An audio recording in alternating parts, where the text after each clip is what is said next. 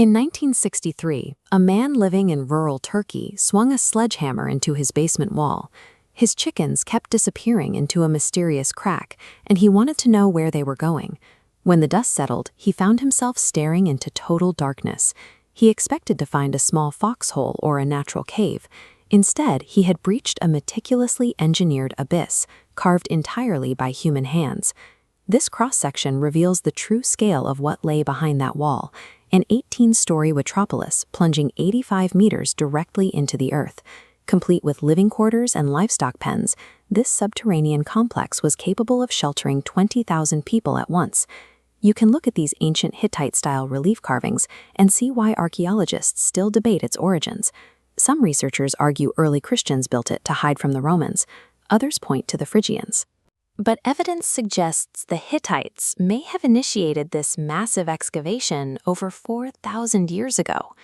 We might never know exactly whose hands dug the very first chamber, but the architecture reveals exactly why they did it, to achieve absolute, impenetrable protection from threats on the surface.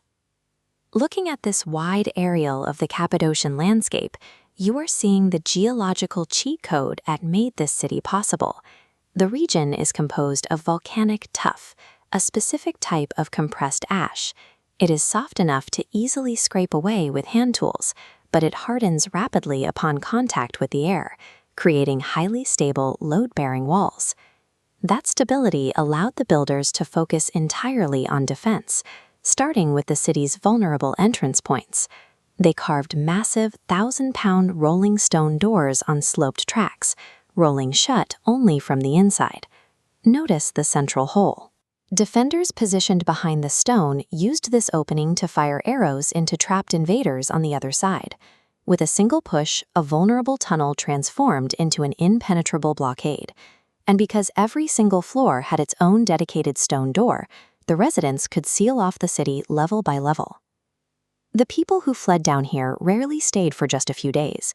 During major Arab raids and subsequent Mongol invasions, entire generations lived out sieges lasting months at a time.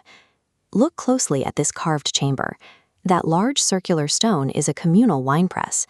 The mid-levels of Derinkuyu were designed for comprehensive domestic survival, packed with dedicated kitchens, communal oil presses, and cavernous stables for livestock. Deeper down, on the 7th floor, the architecture shifts from physical survival to spiritual endurance. Here, you can see a Byzantine Christian fresco painted directly onto the rock wall of a massive cruciform-shaped church.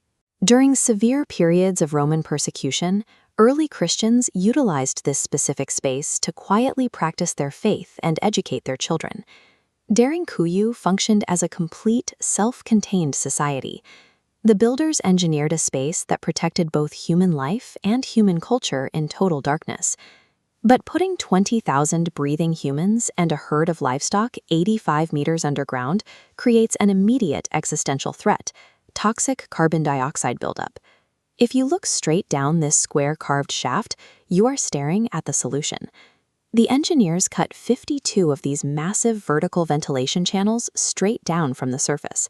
This created a passive airflow system, continuously pulling fresh air down to the bottom floors while allowing warm, stale air to naturally rise and escape. The absolute deepest of these shafts descended 55 meters, bypassing the living quarters entirely to tap directly into flowing subterranean aquifers. This diagram illustrates their defensive contingency plan. If surface invaders discovered an air shaft and attempted to poison the water supply, residents on the lower floors could manually sever access to the upper wells, keeping the deepest aquifers completely isolated and safe to drink. Thousands of years ago, these architects achieved a compartmentalized climate control and hydration network that easily rivals the engineering found in modern military bunkers. The sheer scale of Derinkuyu expands even further when you reach the bottom.